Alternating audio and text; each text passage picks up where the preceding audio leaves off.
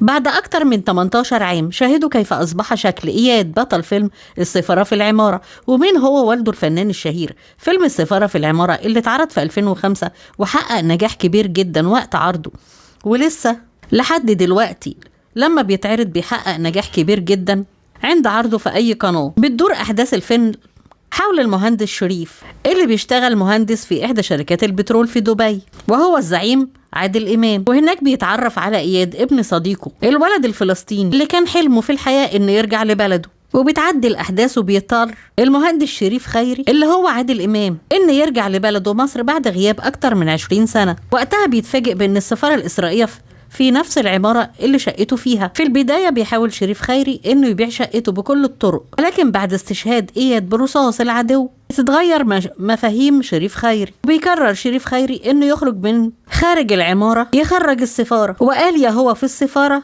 يا هو يا السفارة في قلب العمارة. في الفيلم مثل إياد دوره ببراعة رغم صغر سنه، فهو من مواليد 28 إبريل 1995. وبعد اشتراك إياد في الفيلم ده بعد عن الساحة الفنية خالص والأضواء كمان، ما ظهرش في أي عمل فني تاني. بعد سنين طويلة سأل رواد مواقع التواصل الاجتماعي عن سبب غياب إياد، والمفاجأة الكبيرة إن إياد هو طلع طارق عرفة ابن المخرج عمرو عرفة من زوجته الفنانة التشكيلية سوزي عرفة، وعمه المخرج شريف عرفة، وجده المخرج الراحل سعد عرفة. يعني من الآخر كده كبر في عيلة كلها مخرجين. عشان كده قرر هو كمان إنه يخترق الإخراج، ودرس السينما في جامعة بورنموث في إنجلترا، واشتغل مساعد مخرج مع عمه في فيلم الممر. وقت عرض فيلم السفارة في العمارة كتب المخرج عمرو عرفة إن الفنانة الكبيرة شوكار حضرت العرض الخاص. لما شافت مشهد استشهاد إياد، وبسبب إن إياد أتقن الدور انهارت الفنانة شوكار من العياط، فراح ليها المخرج عمرو عرفة وقال لها انت اعظم ممثلة كوميدية انجبتها مصر. وفرحت وقتها شوكار بكلامه ونسيت حزنها. وكتب ايضا وقال كنا في الخطاطبة زي اليومين دول، وكان موسم اليوستفندي، وكان علاء ولي الدين بينادي على الفلاحين حطوا قفاص الاستفندي قدامه ويطلب قفص تاني عشان عارف ان القفص اللي قدامه هيخلص قبل ما يجيبوا القفص التاني. الله يرحمك يا علاء. وفي الصورة الموجود معاه الفنان الراحل علاء ولي الدين، كان موجود معاه طارق ابنه اللي علق وقال طارق ابني نسخة مني